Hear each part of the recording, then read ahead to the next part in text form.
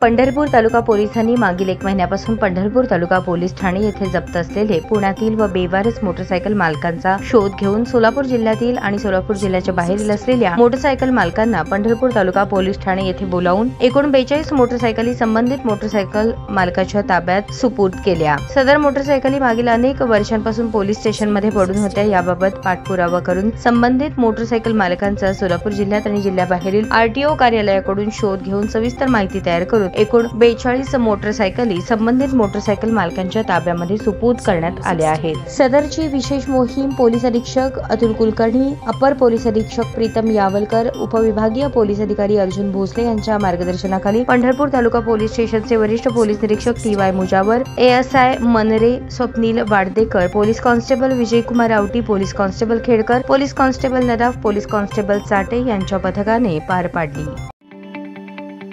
ताज्या बातम्या पाहण्यासाठी प्राईम महाराष्ट्र न्यूज चॅनलला सबस्क्राईब करा।